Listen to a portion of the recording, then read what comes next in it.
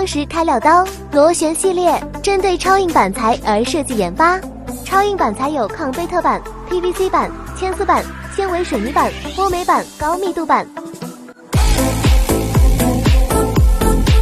2+2的意思是，向上齿和向下齿的每个旋转截面同时至少有2个刃口参与切削工件，向下齿能有效保护贴面。PG002